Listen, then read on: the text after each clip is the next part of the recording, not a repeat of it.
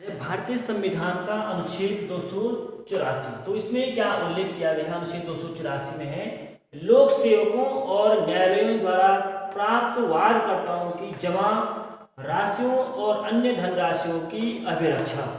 ठीक है, इसको हम एक बार पढ़ेंगे तो समझ आएंगे। जो लोक सेवक और क्या है न्यायालयों द्वारा जो वादकर्ताओं से जमा की गई जो राशियां होती है या अन्य जो धनराशियां होती है उसकी अभिरक्षा यानी उसकी सुरक्षा से संबंधित जो अनुच्छेद है 284 है। उसके बाद अनुच्छेद 285 है। तो इसमें क्या है? संघ की संपत्ति को राज्य के कराधान में छूट। जो संघ की संपत्तियां हैं उसमें क्या है, संघ क्या कर सकते हैं, राज्यों को कुछ चीजों में क्या कर सकते हैं, करों में छूट दे सकता है। ठीक है ना, कम या ज्यादा कुछ बंद करके क्या कर सकता है, छूट दे सकता है राज्यों को। उसके बाद अनुच्छेद 286। तो इसमें क्या है, माल के क्रय या विक्रय पर कर के अधिरोपण के बारे में निर्बंधन। ठीक है, जो अब हम क्या करते हैं, माल का क्रय और विक्रय करते हैं उसमें जो कर है, जो कर लगाए जाते हैं उसमें निर्बंधन। ठीक है, उसको कम ज्यादा या जो भी क्या है अधिरोपण या रोपित किए जाते हैं उसके संबंध में क्या है निर्बंधन या प्रतिबंध लगाने का उल्लेख इसमें क्या है अनुच्छेद 286 में। उसके बाद अनुच्छेद 287 है। तो उसमें क्या है, विद्युत पर करों से छूट होगी। ठीक है ना, विद्युत पे जो करों से संबंधित छूट है उल्लेख किया गया अनुच्छेद 287 में। उसके बाद अनुच्छेद 288 है। तो उसमें क्या है, जल या विद्युत के संबंध में राज्यों द्वारा कराधान से कुछ दशाओं में छूट। ठीक है, जल और जो क्या है हमारा विद्युत है उसमें क्या है, राज्यों को कराधान में क्या है कुछ दशाओं में, ठीक है, कुछ परिस्थितियों में उनको क्या दी जा सकती है, जैसे रियायतें दी जा सकती है या छूट दी जा सकती है अनुच्छेद 288 में। उसके बाद अनुच्छेद 289 है। उसमें क्या है, राज्यों की संपत्ति और आय को संघ के कराधान से छूट। ठीक है, जो राज्यों की क्या है संपत्ति है तो उसमें और जो आय है उसमें क्या है संघ के द्वारा जो है कराधान में छूट दी जा सकती है। ठीक है ना, अनुच्छेद 289 के तहत। उसके बाद 290 अनुच्छेद है। उसमें क्या है, कुछ व्ययों और पेंशनों के संबंध में समायोजन। ठीक है, कुछ व्यय और जो पेंशन है उनमें समायोजन का उल्लेख किया गया है अनुच्छेद 290 में। उसके बाद अनुच्छेद 290 ए है। तो इसमें क्या है, कुछ देवस्थान निधियों को वार्षिक संदाय। ठीक है, देवस्थान या जो हम इस अनुच्छेद में कह सकते हैं अनुच्छेद 290 ए। तो इसमें क्या होता है कि क्या है, केंद्र सरकार क्या करती थी, कुछ मंदिरों को दान देती थी। ठीक है ना, जैसे संविधान के जो जब उपबंध लागू किए गए थे, संविधान लागू किया गया था तो उस समय या उससे पहले भी क्या करती थी सरकार, क्या करती थी, मंदिरों को दान में कुछ राशियां देती, वार्षिक या प्रत्येक वर्ष देती रहती थी। तो वो क्या है, वो देवस्थान जो आपकी क्या है नीतियां हैं, ठीक है, उनको लगातार जारी रखेगी। ठीक है, जब तक संसद क्या नहीं कर सकती है, उसमें संविधान में संशोधन नहीं करती है, तब तक क्या है उनको लगातार जो वार्षिक जो क्या दी जा रही थी, धनराशि दी जा रही थी मंदिरों को, तो वो देती रहेगी सरकार, ठीक है, केंद्र सरकार। उसके बाद अनुच्छेद 200 क्या है 91 है। तो इसमें क्या है, शासकों की निजी थैलियों की धनराशि। ठीक है, जो शासकों की निजी थैलियां क्या थी, उनकी जो धनराशियां होती थी उसके बारे में उल्लेख किया गया अनुच्छेद 291 में। और 26वें संविधान संशोधन 1971 के द्वारा धारा 2 के द्वारा इसको निरस्त कर दिया गया। ठीक है, जो आपकी शासकों की निजी थैली रखने की जो अधिकार था उनके बारे में उसको निरस्त कर दिया गया है अब इस संविधान संशोधन के द्वारा। ठीक है, धारा 2 के द्वारा। उसके बाद अनुच्छेद क्या है 292 है। तो इसमें क्या है, सरकार द्वारा उधार लेना। ठीक है, जो सरकार है उसको क्या करती है, उधार लेती है कई बार अपने काम चलाने के लिए, जैसे आरबीआई से उधार लेती है या संचित निधि से उधार लेती है, तो उसका उल्लेख किया गया अनुच्छेद 292 में। उसके बाद अनुच्छेद 293 है। तो इसमें क्या है, राज्यों द्वारा उधार लेना। ठीक है, राज्यों के द्वारा जो उधार लिया जाता है वो उसका उल्लेख संविधान के अनुच्छेद 293 में किया गया है। ठीक है, जो राज्य उधार लेता है।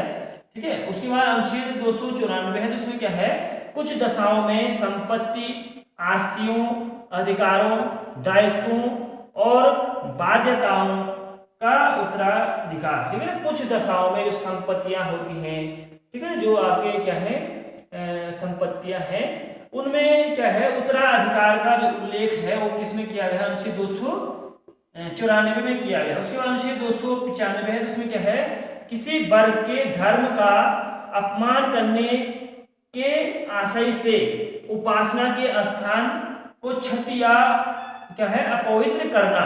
ठीक है ना, जो किसी धर्म या किसी वर्ग का क्या है उपासना का स्थान है, ठीक है, उनको अगर क्षति पहुंचाई जाती है, उसको अपवित्र किया जाता है, उससे संबंधित जो प्रावधान है, दंड का प्रावधान है या जो भी है, उसका उल्लेख किया गया है 295 अनुच्छेद में। तो इसमें क्या उल्लेख किया गया है, जैसे 2 वर्ष की कोई क्या करता है, किसी के धार्मिक स्थान, उपासना का जो स्थान है, मंदिर है, जो मस्जिद है, उनको क्या करता है, क्षति पहुंचाता है या अपवित्र करने की कोशिश करता है, तो उसमें क्या है 2 वर्ष की सजा है और आर्थिक दंड है, ठीक है। या तो ये दोनों हो सकते हैं या अलग अलग हो सकते हैं, ठीक है।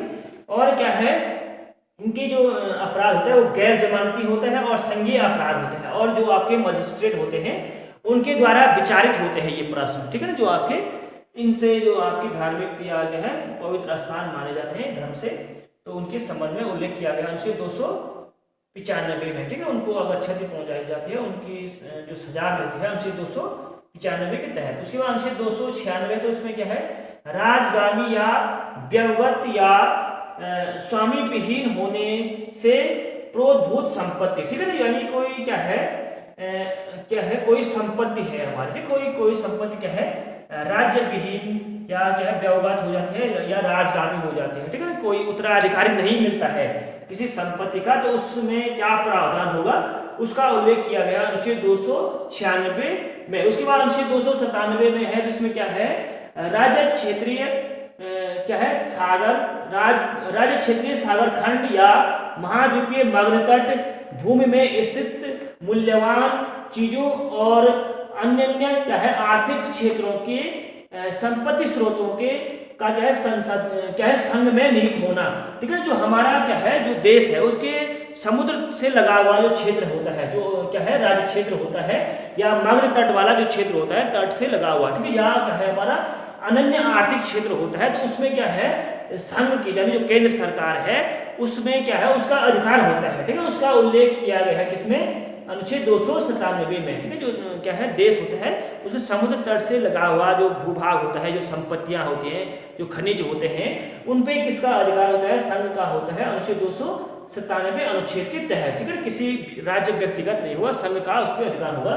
उसके बाद अनुच्छेद 298 में है, तो इसमें क्या है व्यापार करने आदि की शक्ति, ठीक है, जो व्यापार लेन देन होता है उससे संबंध में उल्लेख किया गया 298 में। उसके बाद 299 है, तो इसमें क्या है संविधायक, इसमें उल्लेख क्या किया गया है, जैसे राष्ट्रपति और जो राज्यपाल होते हैं, ठीक है, कुछ कॉन्ट्रैक्ट है, ठीक है, संविधाएं ऐसे व्यक्ति को दे सकती हैं जिन पे उनको क्या लगता है कि वो अच्छी तरह से क्या कर सकता है, उस काम को कर सकता है, तो वो क्या करते हैं ऐसे व्यक्ति को अपना कॉन्ट्रैक्ट देते हैं जिनको उनको लगता है कि ये अच्छी तरह से काम कर सकता है इस बारे में, ठीक है।